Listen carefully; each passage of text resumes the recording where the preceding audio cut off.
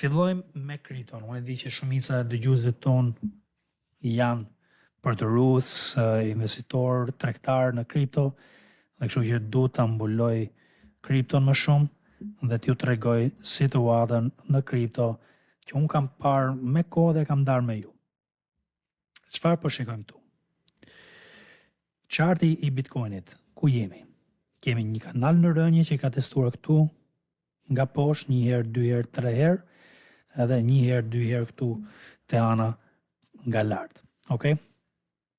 Që i bin që tani kemi një bull flag në kohën më afatgjate, mund ta heqim te, ja ku e keni bull flagin që po zhvillohet, pak a shumë si bull flagi që u zhvilluar dhe në fillim të vitit deri në mars dhe fillimi i pritit. Okay?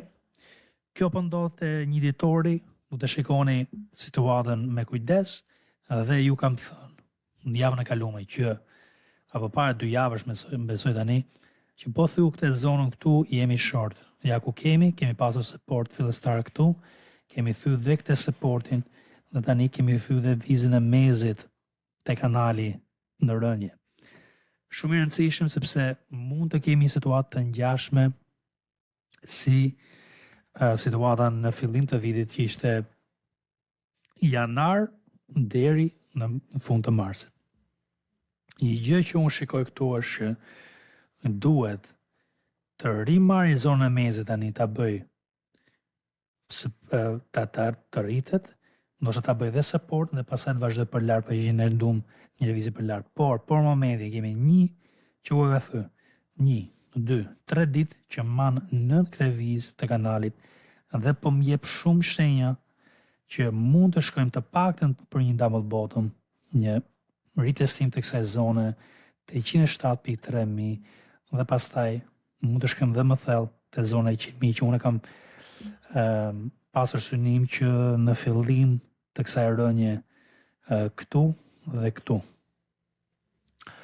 Okej, kjo është situata, nuk shikoj ndonjë gjë tjetër, mund të filloj për lart, por ka rezistenca, kemi në zonën prap këtu të 111, 113 dhe unë mendoj që edhe po shkoj për lart reziston, shkon a double bottom ose pak më thellë, du të presim. Unë nuk po shikoj ndonjë support serioz te kjo zona këtu, që të kem besim që kjo do vazhdoj për lart.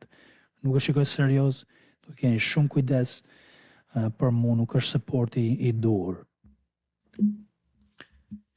Tani shikojmë Ethereum. Du t'i mëlem pak shpejt këto si analiza, sepse nuk du të merremi shumë me analiza teknikale të kripto, sepse kemi mbuluar nga disa herë pak a shumë për njërin formime, por ja ku e keni këtu. Situata ishte që po të thynte 4.400, 4.300 që ishte të hënë në javën e kaluar, atëherë ne shkojmë short dhe atëherë ka filluar shorti dhe vazhdon të shkoj, ku mendoni prap te zona e kanalit që po zhvillohet, edhe këtu po zhvillohet një far kanali. Okay? Nuk është aq i qartë se sa Bitcoini, kemi një zonë tjetër supporti këtu që është supporti 1 është supporti 2 që është pak a shumë te zona e kanalit dhe mund të mbaj.